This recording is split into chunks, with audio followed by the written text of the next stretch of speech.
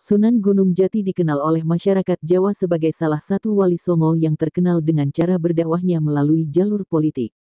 Beliau lahir pada tahun 1448 dari pasangan Syarif Abdullah Umdatuddin bin Ali Nurul Alam dengan Nyai Rara Santang yang merupakan puteri dari Sri Baduga Maharaja Prabu Siliwangi. Berlatarkan kehidupan kerajaan, Sunan Gunung Jati memiliki keahlian dalam berpolitik yang beliau manfaatkan dalam menyebarkan dakwah kepada masyarakat di Pulau Jawa, khususnya Jawa Tengah dan Jawa Barat. Sunan Gunung Jati memiliki nama asli Sultan Syarif Hidayatullah Al-Ashamad Khan, yang lebih dikenal sebagai Syarif Hidayatullah. Selama masa berdakwahnya, Sunan Gunung Jati tetap dipanggil dengan nama Syarif Hidayatullah atau Sultan Cirebon karena beliau menjabat sebagai Sultan kedua di Cirebon pada masa itu. Lantas dari mana datangnya sebutan nama Sunan Gunung Jati? Berbeda dengan sunan-sunan lainnya yang mendapatkan julukan pada masa berdakwahnya, penamaan Sunan Gunung Jati ini ada setelah beliau wafat. Setelah wafat, Sunan Gunung Jati dimakamkan di Bukit Gunung Jati yang ada di Cirebon. Berhubung dimakamkan di sana, masyarakat lebih sering memanggil beliau dengan sebutan Sunan Gunung Jati yang memiliki arti sunan yang dimakamkan di Gunung Jati. Sebenarnya silsilah dari Sunan Gunung Jati sempat menjadi simpang siur pada tahun 1677 karena terdapat banyak naskah yang menceritakan tentang silsilah tersebut dan beberapa ada yang berbeda. Hal ini membuat para cendekiawan, sejarawan, alim ulama hingga para bangsawan berkumpul untuk mencari tahu silsilah dari Sunan Gunung Jati yang sebenarnya. Hingga pada tahun 1680 didapatkanlah hasil dari penelusuran silsilah keluarga Sunan Gunung Jati. Berhubung dirinya berdakwah di jalur politik, nama Sunan Gunung Jati ini memiliki julukan sebagai politikus ulung karena telah berhasil menaklukkan banyak kesultanan di daerah Cirebon dan Banten. Keahlian beliau dalam berdakwah lewat jalur politik membuatnya diangkat sebagai Sultan Cirebon. Berstatus sebagai Sultan, Sunan Gunung Jati menjadi wali songo satu-satunya yang memimpin pemerintahan secara resmi. Awalnya, ada Sunan Giri yang memerintah Kerajaan Giri. Namun, Kerajaan Giri tersebut tidak masuk dalam wilayah kerajaan resmi yang ada di Pulau Jawa. Dengan kepiawaiannya dalam berpolitik, Sunan Gunung Jati bisa mengubah Cirebon menjadi pusat industri niaga terbesar di Pulau Jawa. Seiring dengan banyaknya pendatang dan orang yang berdagang di Cirebon, ajaran Islam mulai dikenal hingga ke luar Pulau Jawa.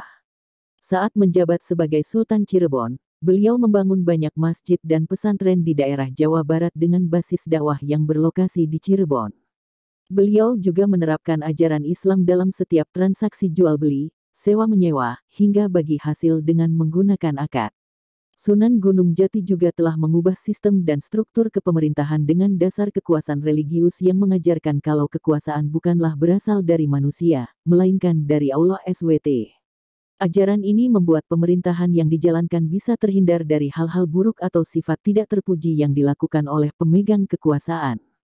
Selain memiliki keahlian di bidang politik, Sunan Gunung Jati juga memiliki keahlian lainnya. Tercatat ada 4 keahlian utama yang dimiliki oleh Sunan Gunung Jati yaitu 1. Ahli pendidikan. Sunan Gunung Jati sangat cerdas dan piawai dalam mengajar murid-muridnya, baik itu mengajar ilmu keagamaan hingga keterampilan lainnya.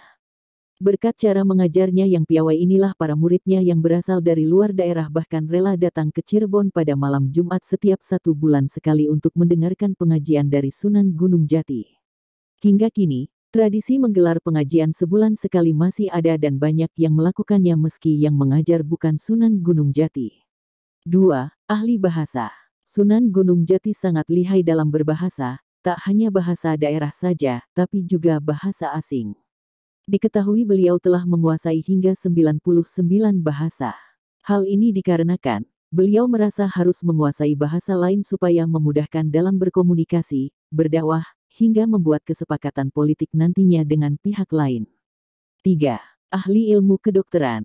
Salah satu keahlian yang dimiliki oleh Sunan Gunung Jati adalah ilmu kedokteran. Beliau memiliki keterampilan dalam dunia medis, mulai dari mengetahui penyakit seseorang dengan gejala-gejala yang dimilikinya hingga bagaimana cara pengobatan yang harus dilakukan. Konon ada menceritakan kalau Sunan Gunung Jati pernah bertemu pasangan suami istri yang berselisih paham mengenai perut istrinya yang membesar. Sang suami mengatakan kalau istrinya hamil, sementara sang istri mengatakan kalau dirinya tidak hamil. Mereka pun memutuskan untuk datang ke Sunan Gunung Jati dan saat diperiksa ternyata perut yang membesar tersebut adalah karena tumor. Setelah mengetahui adanya tumor dalam perut tersebut, Sunan Gunung Jati mengeluarkan tumor tersebut tanpa operasi bedah. 4. Ahli strategi perang. Keahlian lain yang dimiliki oleh Sunan Gunung Jati adalah ahli strategi perang. Menjadi Raja Cirebon membuatnya perlu menguasai strategi perang supaya bisa mempertahankan wilayah kekuasaannya. Berkat kelihayannya dalam berstrategi perang, Sunan Gunung Jati berhasil menaklukkan kerajaan Raja Galuh, Kuningan, dan Talaga. Beliau bahkan bisa menguasai Sunda Kelapa.